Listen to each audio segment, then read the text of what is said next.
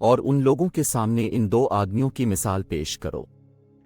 جن میں سے ایک کو ہم نے انگوروں کے 2 باغ دے رکھے تھے اور ان کو کھجور کے درختوں سے گھیرا ہوا تھا،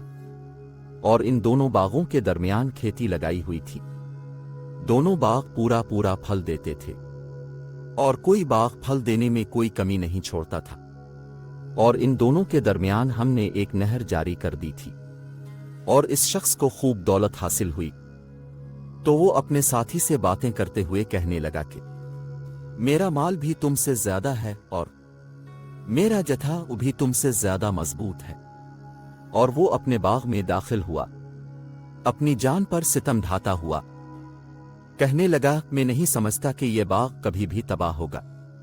اور میرا خیال یہ ہے کہ قیامت کبھی نہیں آئے گی، اور اگر کبھی مجھے اپنے رب کے پاس واپس بھیجا بھی گیا تب بھی مجھے یقین ہے کہ مجھے اس سے بھی اچھی جگہ ملے گی۔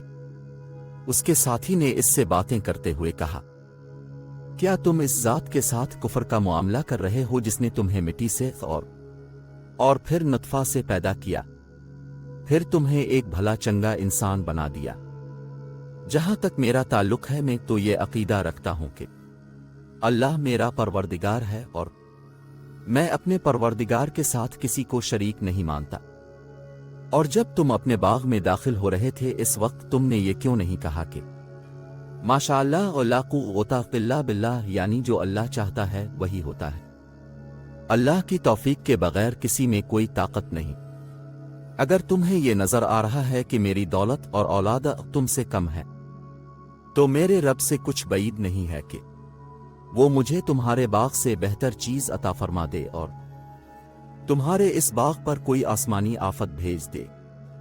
جس سے وہ چکنے میدان میں تبدیل ہو کر رہ جائے، یا اس کا پانی زمین میں اتر جائے، پھر تم اسے تلاش بھی نہ کر سکو۔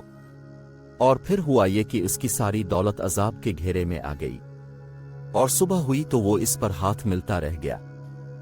اس حالت کو دیکھ کر کہ اس نے باغ پر جو کچھ خرچ کیا تھا، جبکہ اس کا باغ اپنی ٹٹیوں پر گرا پڑا ہوا تھا، اور وہ کہہ رہا تھا کاش میں نے اپنے رب کے ساتھ کسی کو شریک نہ مانا ہوتا،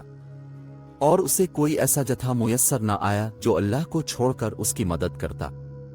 اور نہ وہ خود اس قابل تھا کہ اپنا دفاع کر سکے۔ ایسے موقع پر آدمی کو پتہ چلتا ہے کہ مدد کا سارا اختیار سچے اللہ کو حاصل ہے،